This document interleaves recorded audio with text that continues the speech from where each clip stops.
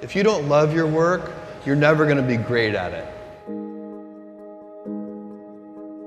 If you can get your work life to be where you enjoy half of it, that is amazing, because very few people ever achieve that. Because the truth is, everything comes with overhead. That's reality. Everything comes with pieces that you don't like. Every job comes with pieces you don't like.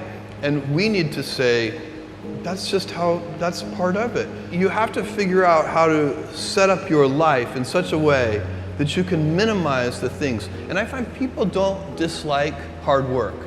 What people dislike is being out of control.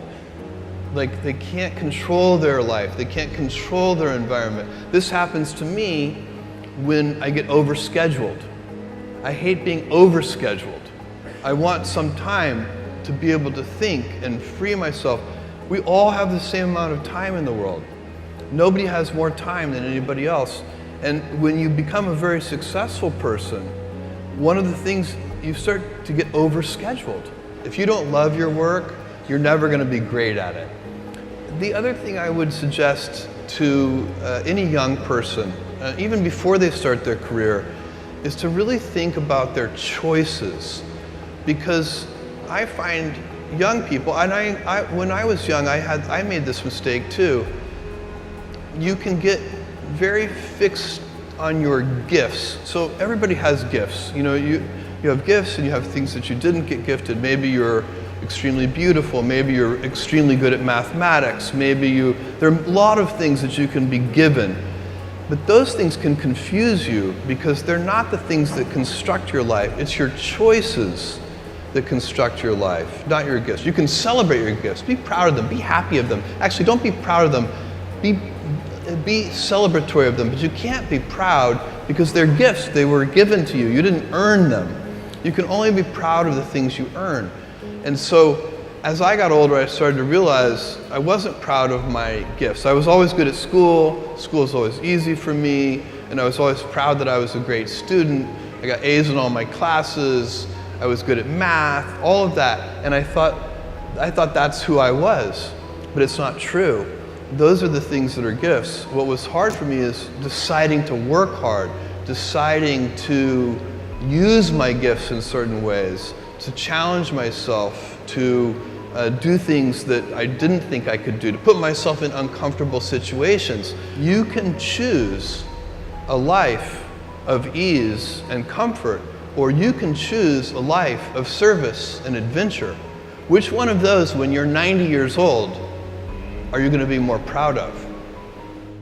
Tomorrow, in a very real sense, your life, the life you author from scratch on your own, begins.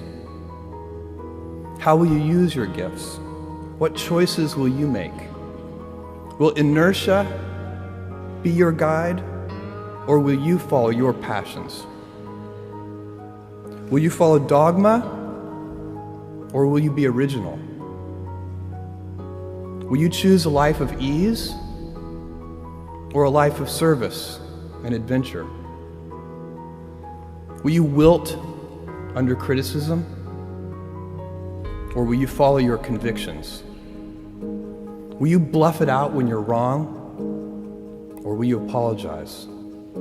Will you guard your heart against rejection, or will you act when you fall in love?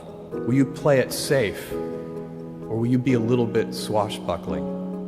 When it's tough, will you give up, or will you be relentless? Will you be a cynic, or will you be a builder? Will you be clever at the expense of others, or will you be kind? Tomorrow, and in a quiet moment of reflection, narrating for only yourself the most personal version of your life story, the telling that will be most compact and meaningful will be the series of choices you have made. In the end, we are our choices.